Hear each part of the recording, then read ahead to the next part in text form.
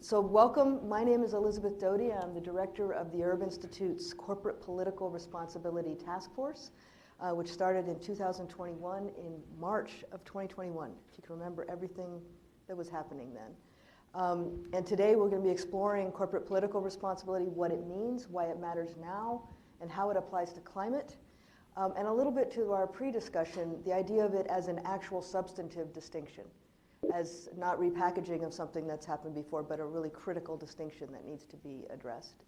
So we have a wonderful panel. I am so excited. People I've been in conversation with for some time about this issue and applying this in their roles, both in their professional careers and as citizens and their concerns, as was mentioned yesterday.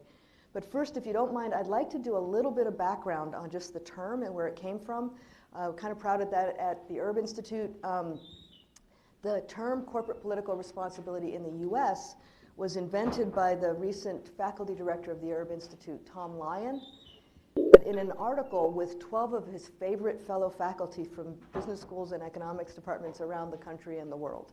So this has been a collaborative effort and to coin this term and to distinguish corporate political responsibility as a key part of other efforts. The article title was CSR Needs CPR. And Tom's pretty good about the phrase that really grabs you. And it's basically the idea that companies need to take responsibility for their impact through their political activities, whether that be their lobbying, their political spending, their employee communications about political and civic issues, and their influence on public discourse, whether research gets funded or not, or whether people, how people talk about an issue.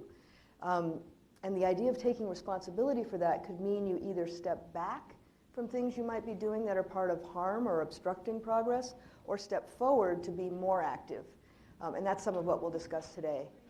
I want to give a very brief overview of why this seems relevant to us at this moment in time and why we think you'll be interested in it. There's a lot of work to do. That was a theme yesterday. There's a lot of work to do to operationalize this and translate it for firms in practice. So the first reason we heard yesterday, hello, welcome, we've gotten started, just come on in and join us, giving a little bit of background before we jump into our fabulous panel.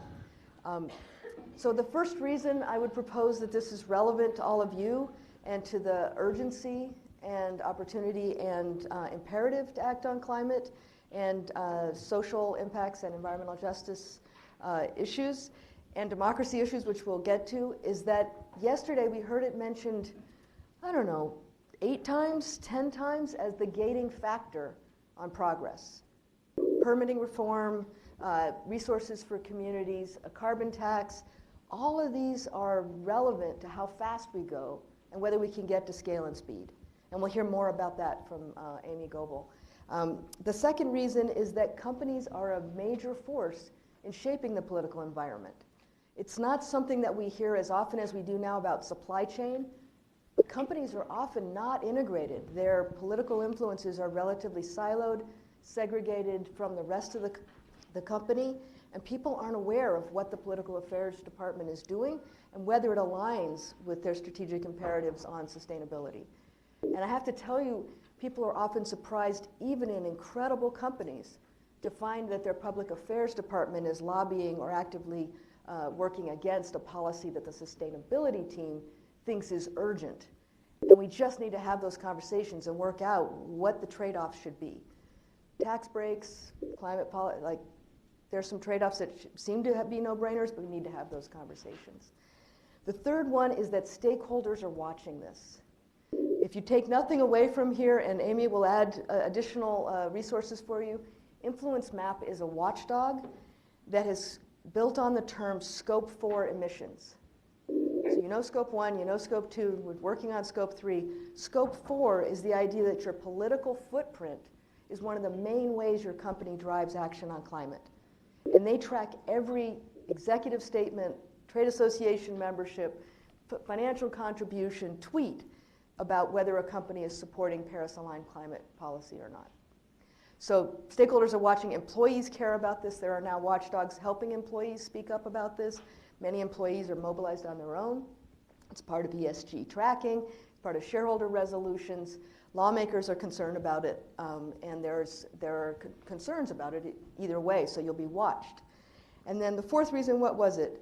It's also the political environment by itself and people's trust in civic institutions is now one of the top 2 or 3 potential disruptors of any business strategy. The contentiousness of our political environment, the bubbles that we're in, the different information we have is a major factor in how companies do any strategy. And we're delighted to have Chris Peterson with us, who works with boards of directors from EY's Center for Board Matters, and hearing board level concern about geopolitical risk rising, not only for business stability, but our ability to get to climate at scale. And so I've shared that there's work to do on this. You all have a role in it because companies are not integrated at this current point. And the last thing I'll share is that the task force's first deliverable was a set of principles for political responsibility called the ERB principles now. We're very proud of this. And we were very proud that they're considered boring and nonpartisan. So perhaps as we come out today, that'll be another thing that you look at. So our guest today, and then the last I want to add, I've mentioned Amy Goebel, and we'll get an introduction from each of them now, from the Alliance for Responsible Capitalism, which is a side nonprofit in addition to her day job. Mark Greer with Transforming Power, who has been involved in the ERB Institute's efforts from his prior work in an accounting firm, which he may or may not name. Chris Peterson with the Center for Board Matters for EY. And then Nate Franklin, who leads Pacifico Energy, who has been on the ground using political responsibility in Japan and Thailand and what was the third country? Vietnam, Korea. Vietnam and Korea. And actually what we heard earlier about working on the ground to engage people. So I'm really looking forward to the conversation. We'll try and keep this to about 45 minutes now, and then turn it to a discussion with you all. So, if I could, thank you all for letting me do the brief setup for this new topic. And Mark, I think you'll be the first response, but I'd love to hear each of you to provide a brief introduction and how CPR, I'm just going to use CPR from here on out, how CPR is relevant to your work and your personal interests. Absolutely. Hey everyone. My name is Mark Greer. I'm a co-executive director of Transforming Power Fund. TPF is a social justice fund based in Detroit. We use participatory grant making to fund community organizing in Detroit. Basically, I raise the funds. We have a panel of community members who are directly impacted by the social issues that we're trying to solve: housing, environmental justice, health, you name it. Like, we fund it, and that people from the community are directly impacted, and they make the funding decisions. I came, through this work, started from the beginning, native Detroiter, just really has always been passionate about, bridging this power gap and Detroit being a disinvested community. Was always curious about that. I went to the University of Michigan, studied political science and Afro-American African studies. Was a community organizer, started my junior year of college, focused a lot on economic justice, public safety, and what's now, we think about as environmental justice. Got burnt out, had a mentor tell me, you should go to business school. You can bridge the political, social, and now the economic. And I did that. I had an internship with JP Morgan Chase Foundation, and that's where I kind of got this corporate responsibility bug and philanthropy bug, bounced between corporate and private foundations. The last role before TPF, the professor mentioned, I was with PricewaterhouseCoopers. I'll name them, Big Four. I'll name them. Everything that I say on this mic is out of love and respect for community, right? And so they know where I come from. They know what they brought. But no, I was with the foundation, started in 2019. Of course, the pandemic hits, and then this call for racial justice happens. Right, you have the murders of George Floyd, Breonna Taylor, countless others, and the firm and 100 other companies responded by forming this coalition called CEO Action for Racial Equity, which focused on advancing public policies specifically for Black Americans, worked on Public Safety Committee, the Voting Rights Committee. We tried to push something around embedding racial equity in ESG. That was the thing that was kind of a no-go, and I'll talk a little bit more about why that was, and help inform, work with the professor on the ERB principles. But I think corporate political responsibility was something that just kept coming up. How do we match our values with the way that our companies, invest, and also, engage in our political system. Thank you so much. And then Nate, if you don't mind, just sharing a little bit about I guess you have your mic. Yeah, so I'm the president of Pacifico Energy. As Elizabeth mentioned, we're active in the U.S., Japan, Korea, and Vietnam. Actually, in Japan, we're the largest renewable energy developer, which is kind of surprising being an American company. But one thing that is interesting is we almost have more political influence in the Asian countries than we do in the U.S., just because we're able to punch a little bit above our weight, just especially with Japan and Korea, the U.S. being so, having so much influence in those countries, and such a presence. As an American company, we kind of bring, people want to be nice and work well with us. And also, too, it's been fun because in Vietnam is getting to be, with the recent escalation there to a corporate or a comprehensive strategic partnership between the U.S. and Vietnam, it's going to be much more so there, kind of being an American company and be able to kind of try to influence things for the better. Thank you. And it gives us a good lens to compare norms around political influence between the U.S. and other countries. So thank you very much for that. And then Chris, working with boards and strategy and long-term value. Sure. Well, hello, everybody. I'm Chris Peterson, and as Elizabeth mentioned, I lead EY's Center for Board Matters. I'm a partner in the firm. And our center has a couple of key platforms.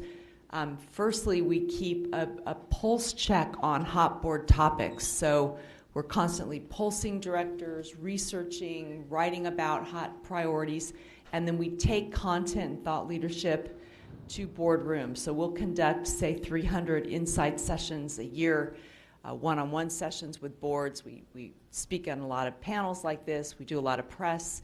And have a pretty good understanding of what is front and center with boards. In fact, we've just published our 2024 board priorities document for the year after surveying 350 directors.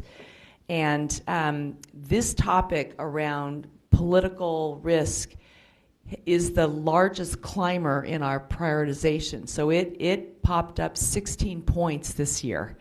I'll tell you, 5 years ago when I started thinking about board topics formally, it wasn't even on the agenda. So it's really come into its own. Other risks that boards are thinking about are cybersecurity technology risks, AI risks, human capital risks, innovation, technology. But this one is really new and different and front of mind. One of the things that I think directors are concerned about is the fact that 70% of the world's countries will have new leaders and will be going through elections this year, so it's very topical. Of course, in the United States, we're so polarized in terms of our own politics, and directors are really working with their leadership teams and CEOs to sort out when should we as companies weigh in on challenging topics. When do we take a stand? When do we not? So these topics have become so politically charged, and the board is really, a key advisor and governor, of course, to companies, to the CEOs, to the leadership teams around corporate policy. So that's one of the roles of a director, is to help sort and to sponsor and engage around policy definition, Elizabeth. And I think that's one of the reasons this is so key, is what kinds of policy should we have? How does the board help weigh in and guide on the policies that should matter to the company? Understood. And I think that's a great connection to the employees being more concerned about it. What is that, and the board's now concerned about strategy, what does that imply for the company's policy on its political influence in all the channels? So exactly. Thank you. Wonderful. And Amy, if you don't mind, you have lots of connections. It's been a journey to get here. I have always known I wanted to use my career to have a positive impact on the environment, and I thought the best way to do that would be looking for win-wins to bring sustainability into supply chain operations. But in my career, I quickly found that that wasn't going to be enough. We live in a highly distorted market. We don't cost pollution, which means we're actually incentivizing companies to continue to pollute, and that creates a very narrow space to find those win-wins. So that got me thinking about policy. And as Elizabeth mentioned, I started learning about the role that companies play in shaping the policy landscape and how the corporate sector has served overwhelmingly to delay and block action on climate change. That's not something we talked about in my sustainability track in my MBA program. About the same time, I got connected with Elizabeth and the CPR task force, learned about the framework that they were developing, and was persuaded that this is the standard that we should be holding companies to. So I co-founded the Alliance for Responsible Capitalism with one of my MBA classmates with the goal of aligning corporate political engagement with sound climate policy, and we work by embedding CPR into business curricula. Which will be a topic we can come back to, right? And that was the Dean's Roundtable yesterday. Where does this fit in the curriculum? We were thinking about which courses does sustainability intersect with in the MBA curriculum. We couldn't think of one it didn't. So we'll come back to that. So just as context, and I think for the sense of urgency, I do want to mention that we graduated in 1991. Al Gore's book came out in 1987 about the urgency of Earth in the balance. And I just looked, in terms of urgency, 40% of the US cumulative emissions have happened since we graduated. So if we don't bend the curve fast, we have a steeper, more contentious, more painful adjustment. And that's one reason, and you can see here, there are people that just commit to make this part of their climate efforts. So I would like to have us develop a practice around how urgent is this? What are the systemic risks? It seems very calm and quiet in this room. What is it we need to keep in mind? And Amy is terrific at this, so I'm going to ask you if you do a 2-minute recap of the systemic Sure. risks if we don't get policy right and get the incentives right in the market. Just as there's hardly a class where sustainability doesn't fit, there's hardly a risk where climate change doesn't exacerbate it. But I'll pull out 3 that I think are particularly salient here. There's financial, there's health, and then there's geopolitical stability. So we hear the financial toll of climate change, but just for scale. If we continue on a status quo trajectory until 2100, a middle-of-the-road estimate puts the annual cost of climate change at more than the size of the global economy today. That's staggering. We also heard from Danelle Baird this morning about the intimate, personal impacts of fossil fuel emissions. Those pollutants that are part of fossil fuel combustion account for nearly 1 in 5 deaths worldwide.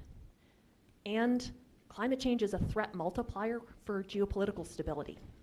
For example, in drought-prone regions like the Middle East and North Africa, climate change exacerbates the risk that we have armed conflict. The most notorious example of this recently is how the civil war in Syria started because protests against the Assad government were initiated with drought.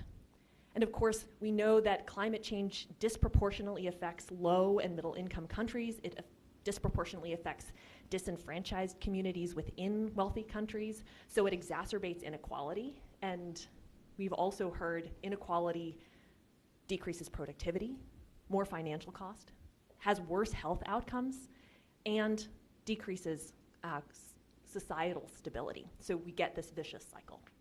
Thank you. And in some way to tell the story, that is what business is facing now, is seeing those signs of instability. So with that in mind, and knowing that so many companies have set targets, and so many of them have set science-based targets, there's momentum around this. Where do you see CPR fitting into a strategy to meet those targets? You used the expression earlier, speed and scale, and I think that's the thing. It's great that so many companies are thinking about their responsibility and their carbon footprint, but we need policy to move fast enough to bend that curve. And I just want to pull in stories from yesterday that I think illustrate this perfectly.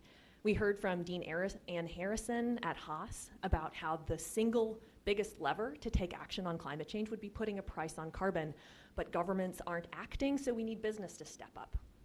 But then we also heard from Fawn Sharp about how her tribal community tried to pass a carbon tax in the state of Washington, and that was blocked by the business community. So I would ask, is it that governments aren't taking action, or is it that we, the business community, are blocking action on climate change?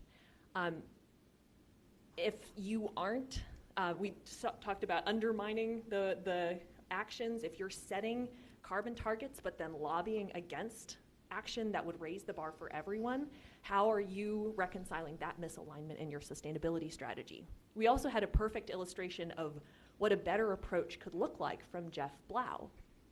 When the city of New York insisted that buildings be powered by green electrons, the real estate sector tried to block this law from coming into effect, fought tooth and nail. And related companies actually engaged constructively with the city government to find a solution that unlocked billions of dollars of opportunity for them.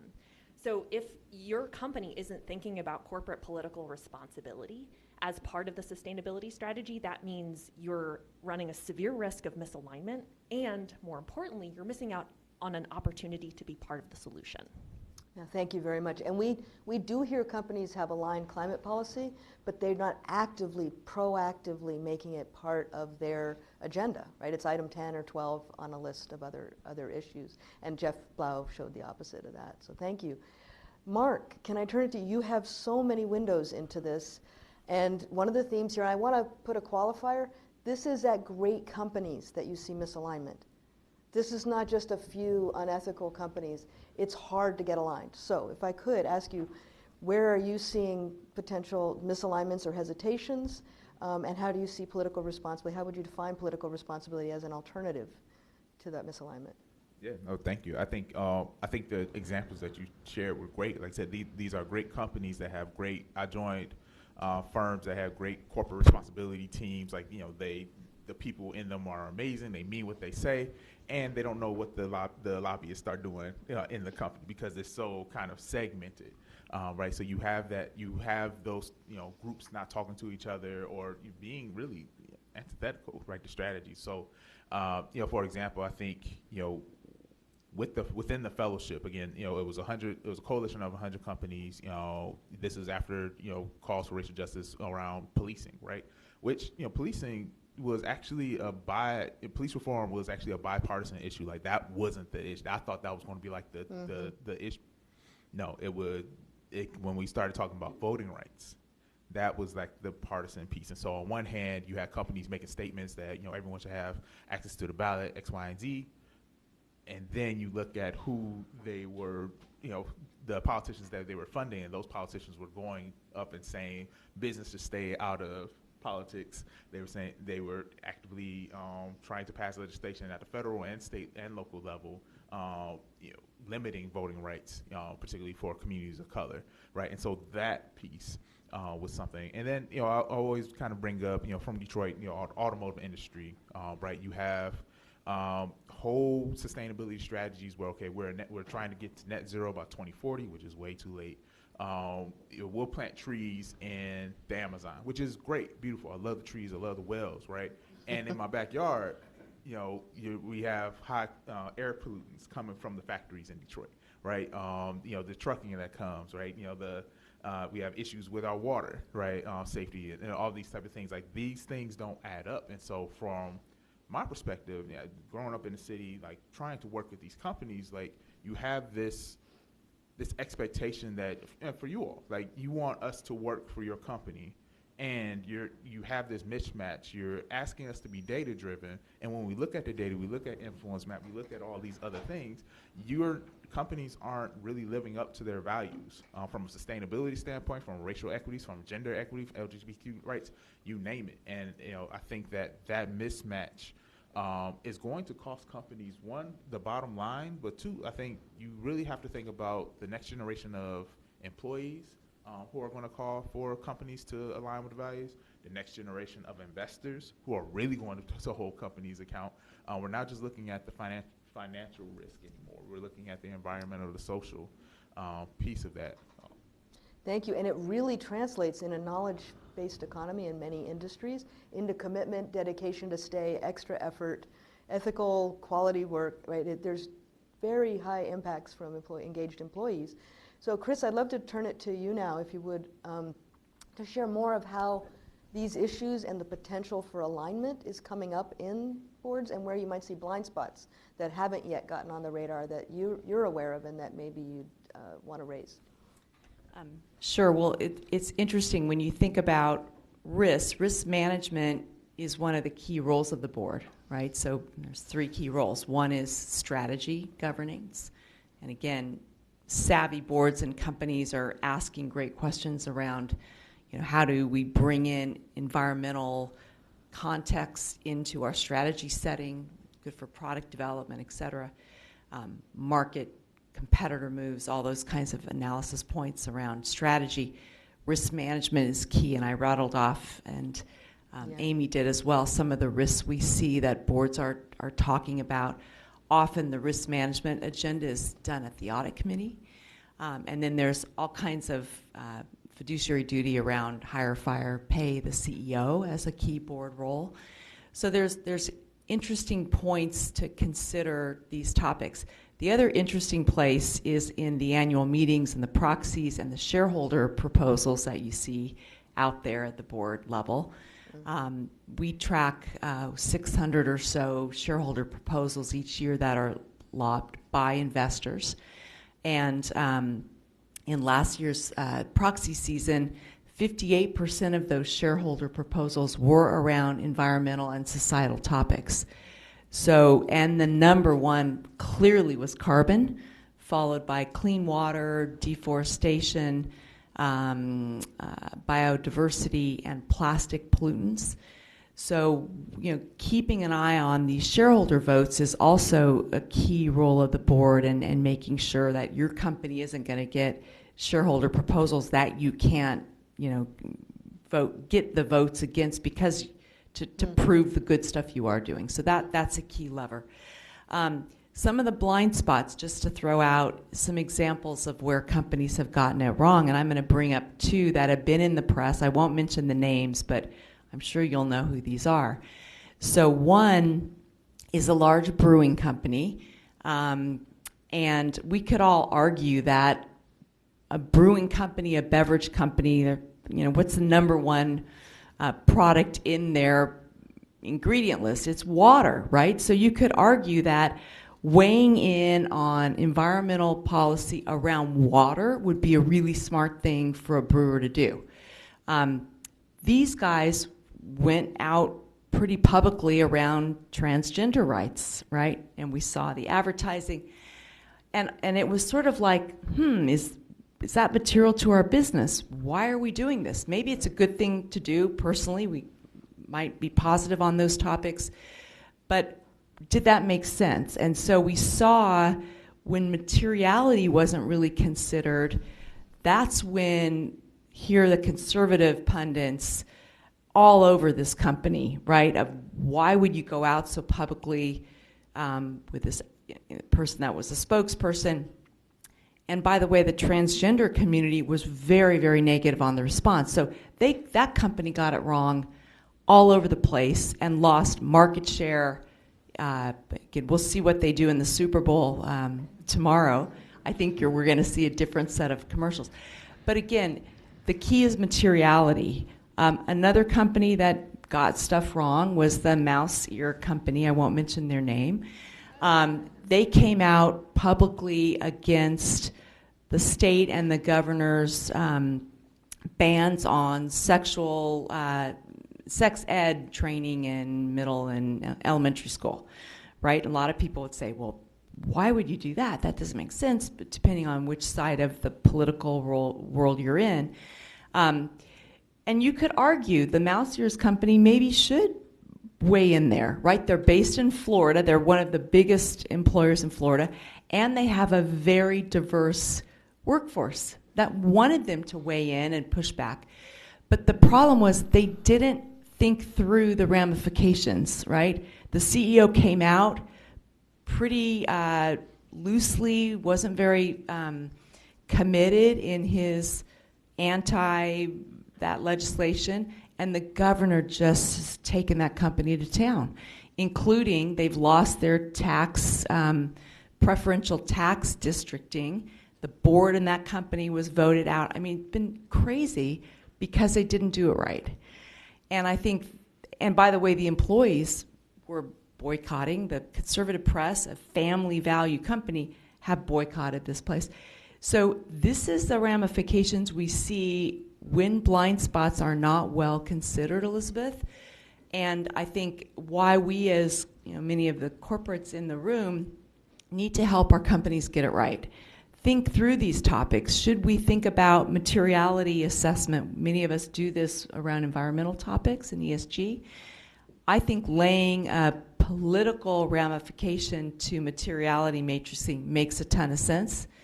And be very thoughtful. Maybe we're going to have 3 things in our company that we stand up for, right? If we're a women's health company, maybe we should stand up on women's reproductive freedoms and abortion.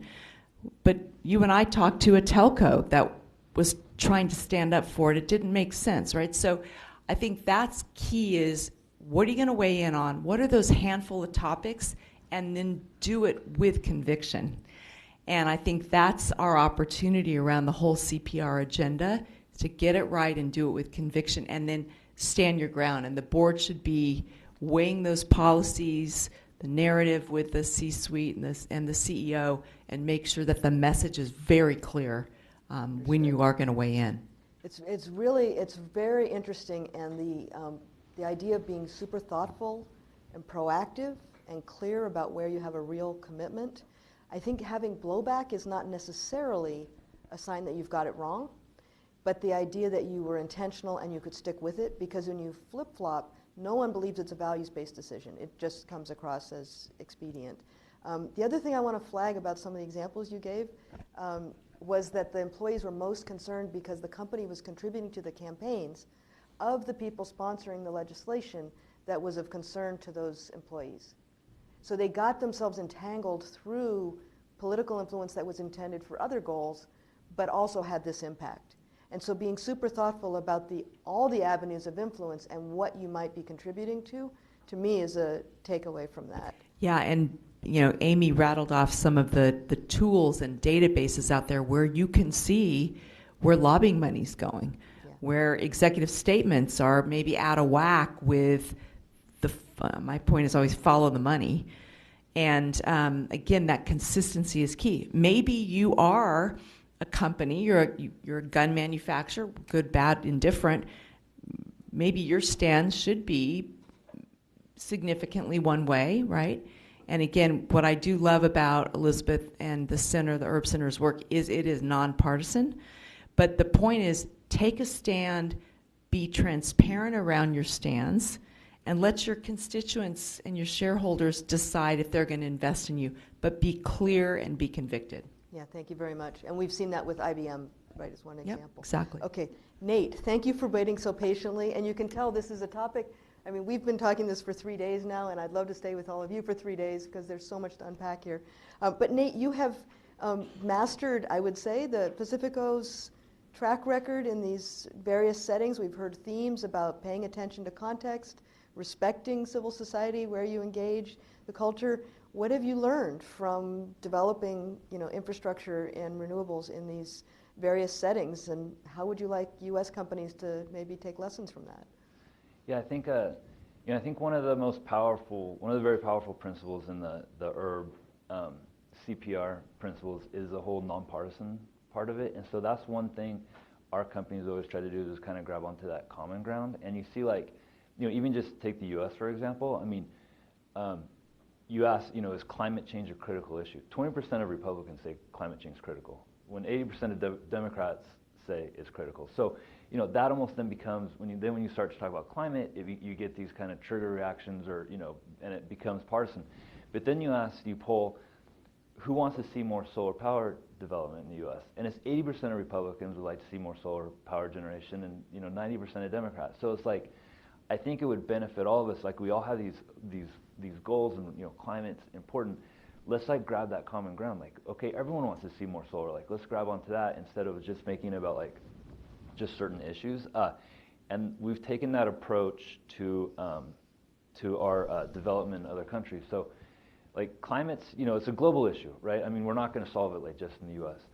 But you go to like country like Japan, for example, climate's important to them, but what we found is where their real interest is in like why they're want to do a lot more renewables. It's a national security issue, right? Like Japan, they don't have coal, they don't have natural gas, they don't have the resources like we have in these other places.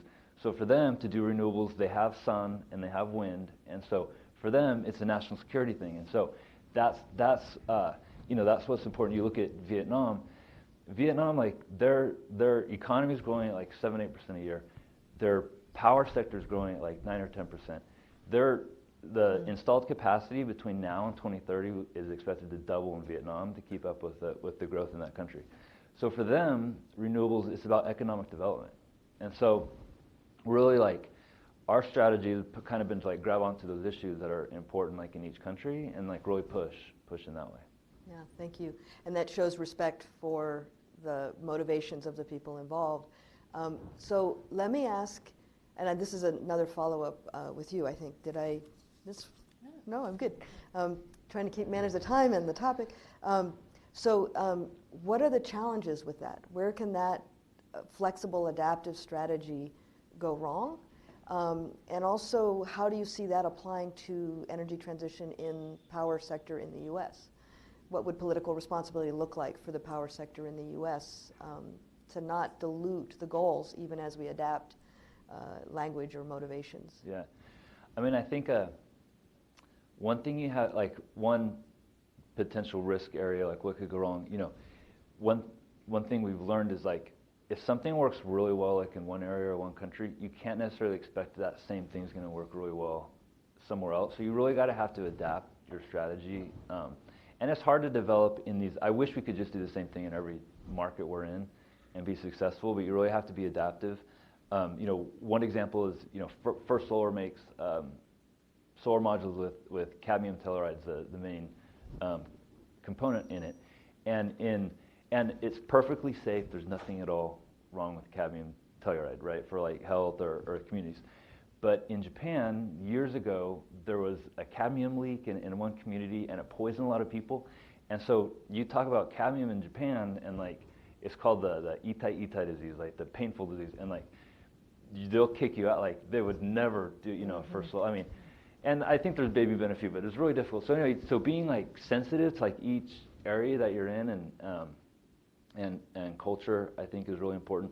How that applies to the U.S., I think. I think one of the other principles with on the ERB principles is it's all about like being transparent in what you're doing as a company and not doing something that's for your near-term benefit, but looking at like society at large and doing something that benefits your company, like to like what you were getting at, but then also benefits everybody else too. And I think I don't know if it's just culture-wise or what, but I feel like a lot like in the U.S. everyone's just trying out for themselves a little bit, like especially with their political lobbying. And you look at a place like Japan, and just culture-wise, I mean, people are taught from a very young age, like it's all about like group harmony in the community.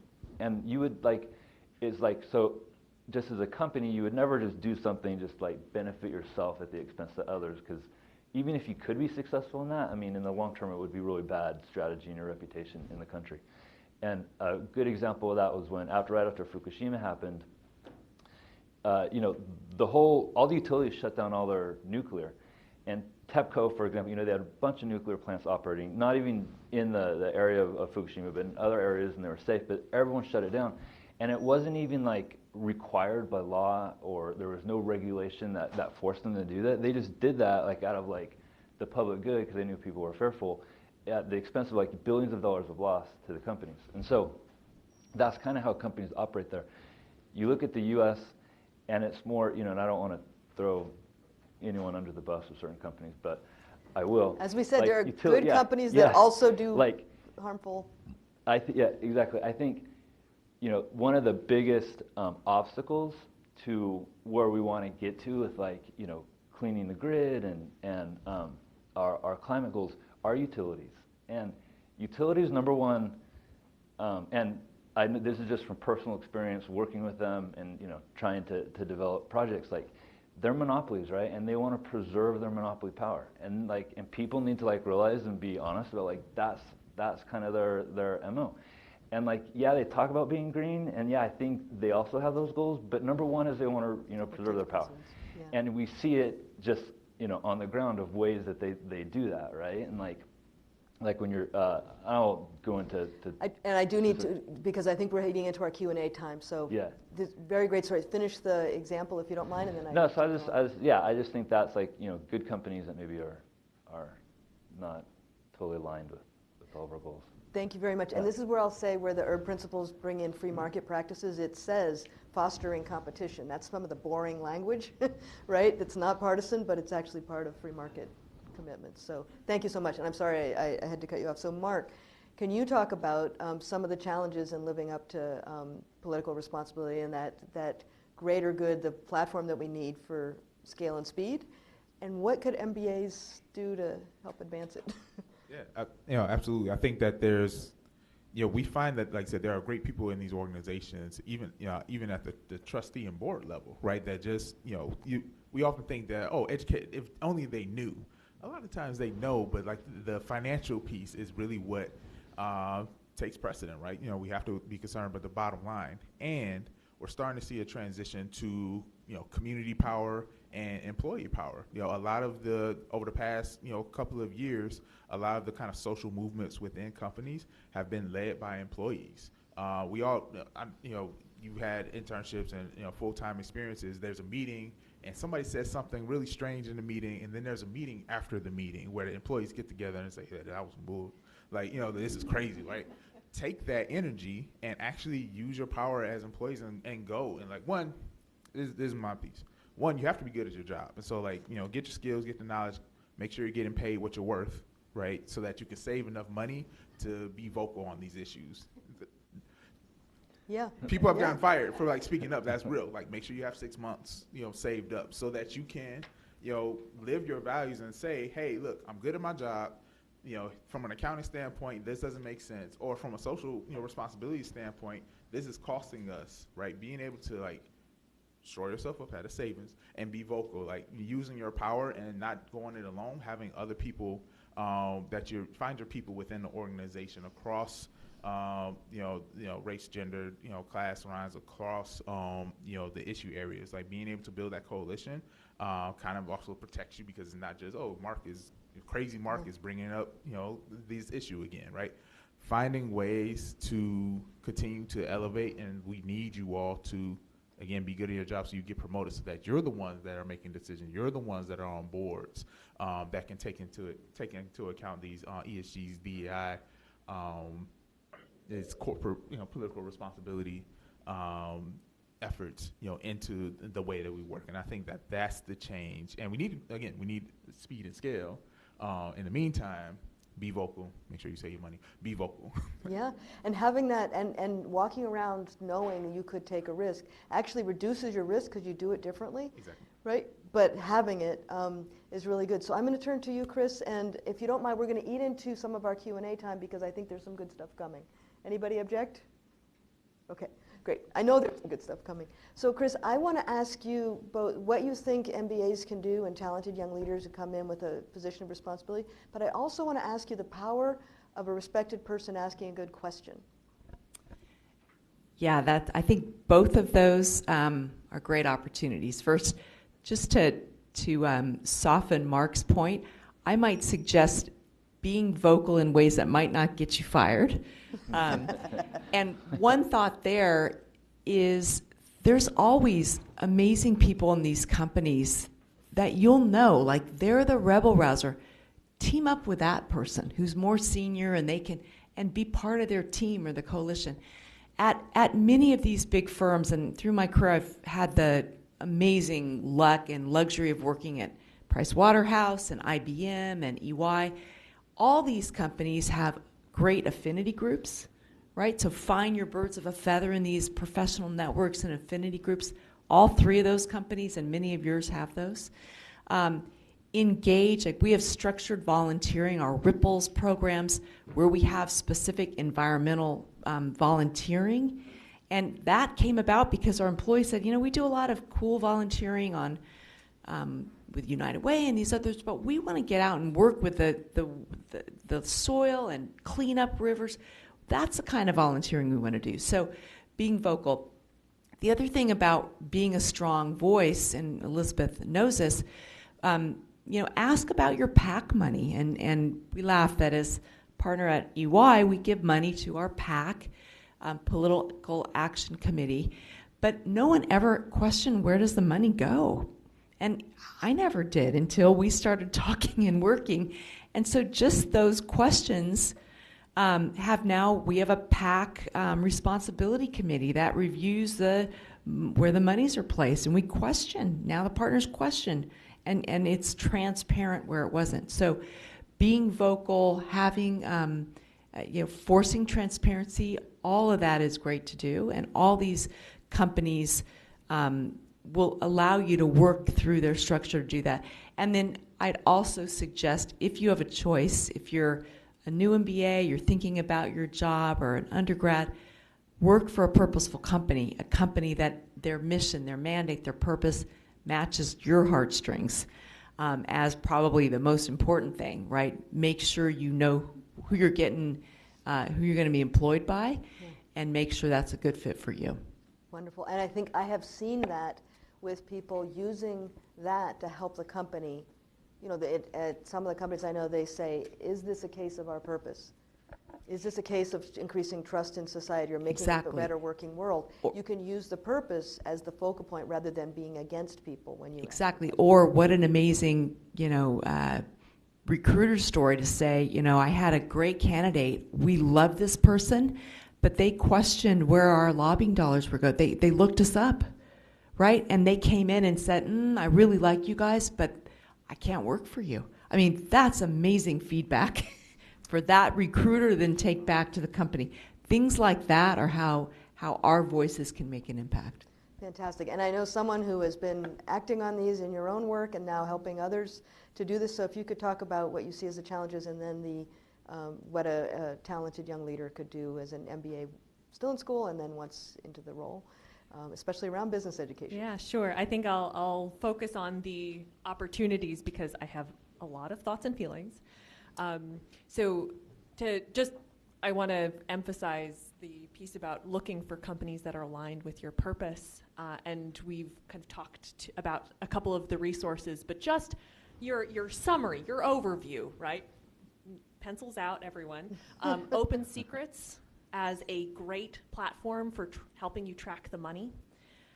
The CPA-Zicklin Index, the Center for Political Accountability, as a political watchdog group, they create an index of transparency on political spending. So are companies actually even reporting what they're doing, where their money is going? We've talked about Influence Map a couple of times, that they track engagement on climate policy by 500 companies and 250 trade associations.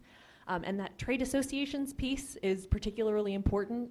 I'm pretty sure I didn't hear about trade associations in my MBA, and yet that is one of the most powerful levers that companies bring to bear in their political engagement. The U.S. Chamber of Commerce is the biggest example of that, largest lobby group in the United States, $200 million budget from annual dues of member companies, and they are aligned with the most aggressive anti-climate fossil fuel companies, even though they have members like Microsoft and Alphabet. So what members are what trade associations is your company a member of? And then finally, a new resource on the list, the F- database. They track fossil fuel lobbyists and look at who their other clients are. So is your company also hiring fossil fuel lobbyists, and how are they reconciling those conflicts of interest? I think we heard some great examples of how to have conversations about this. So in the workplace, and I'll just build on that with some statistics. A survey in 2023, last year, of corporate executives found that more than half of the executives had increased their company's action on sustainability because of employee activism. And almost a quarter had substantially increased their activity. So asking these questions, finding the right coalition in your company matters. And then finally, Business education. business education. We heard from the Dean's panel yesterday that the thing that's driving urgency around sustainability in business schools is you guys. It's you asking your deans, asking your faculty to bring this content in the classroom. So, quick survey, who had heard of corporate political responsibility before today? Hands? Okay, Excellent. that's actually Oh, much better than I was expecting. Where is it being taught in your business school programs? Is it actually coming in? Is it in the core? Is everyone getting exposed to this content? Because I think, and I think we've spent the hour making the case that this is fundamental business ethics. And that's what ARC is trying to do. We are creating co-curricular content to bring this information into programs with net impact. We're working with students to create independent studies to do research in how, where this could be brought into MBA curricula. And if you're interested in being part of that solution, please get in touch. Great. Thank you so much. And as you can tell, there's a lot more, and people prepared a lot. So if you want to talk on the side, there's a lot more about thinking this through as a gnarly topic. So in our last 5 minutes here, maybe we could just take a breath because we've been going really fast. What questions are coming up for you? What new perspectives? Questions Yeah. in the Oh, wonderful. Great. So this one's for Chris specifically. So you mentioned 2 companies, but what are some examples of companies who do get it right from the CPR perspective?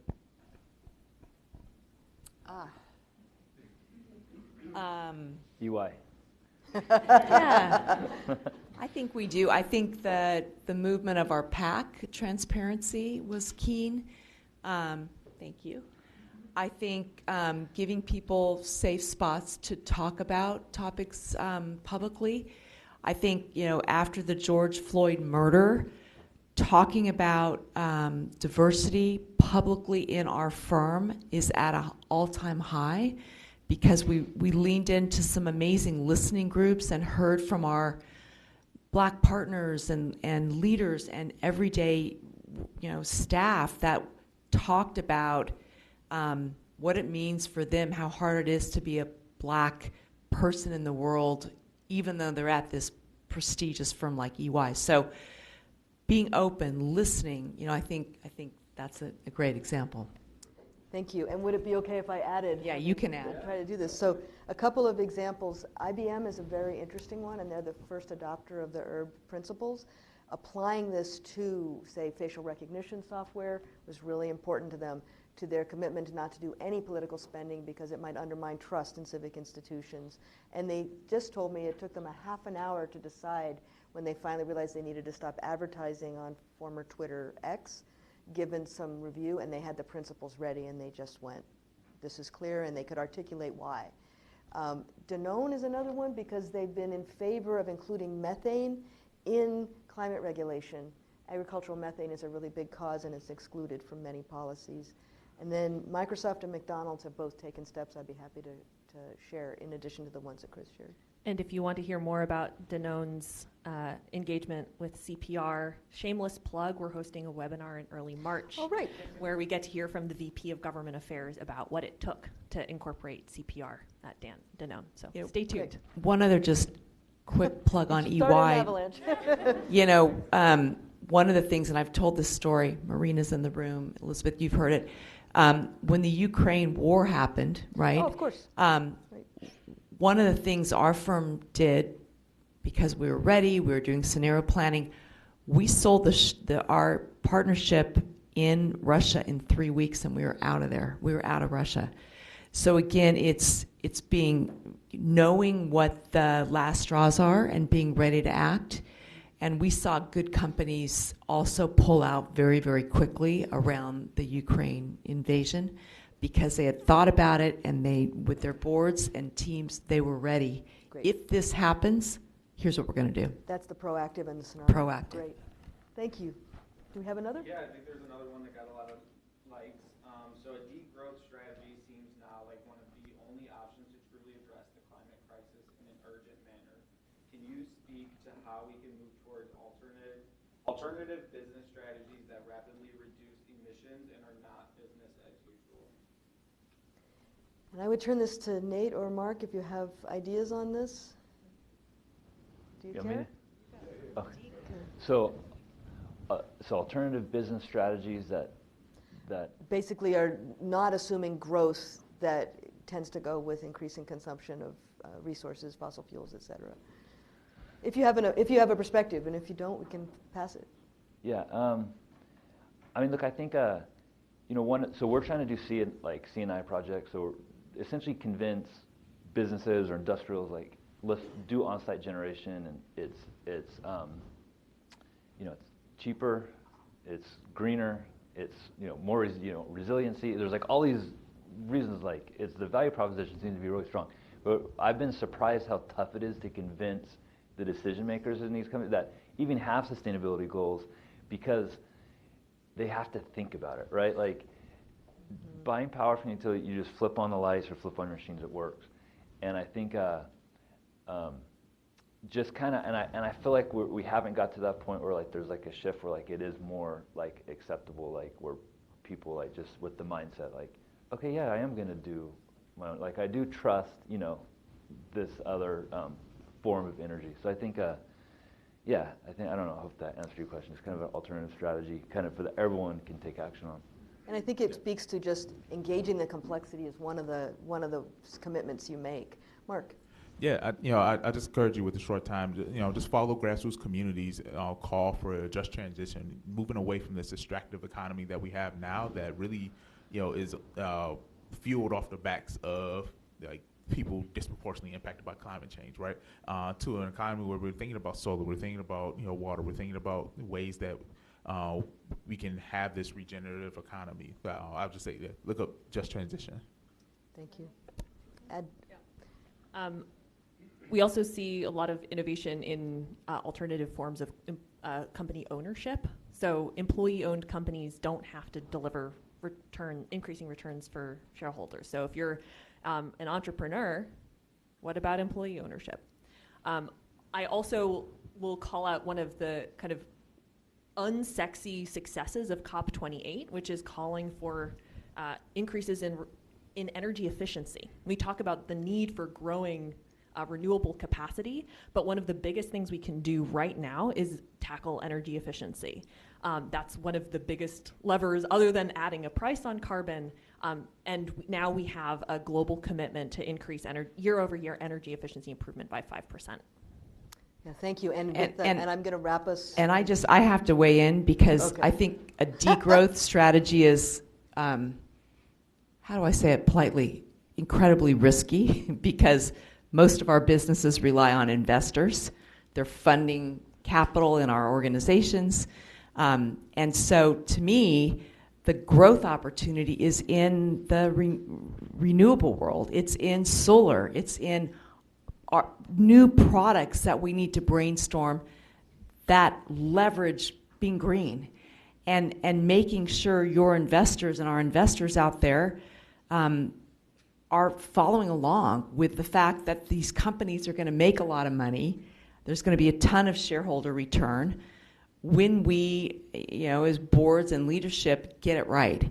So I think that's the greatest opportunity, and the investor community, they are all in on these topics. We just need, as businesses, to show them what we're doing and get them on board with us. Thank you. All right, I'm going to hit pause rather than say end here. Thank you so much for joining us in this conversation. We would love to continue. And this is, for me, this is my life's mission, to help have this be factored into sustainability, to accelerate bending the curve. And I feel like we're building a community of people convinced that they will try and apply this wherever we are situated. And I invite you to join us, share with us, challenge us, et cetera. So thank you for joining us today, and let's keep the conversation going. And thank you to our panel.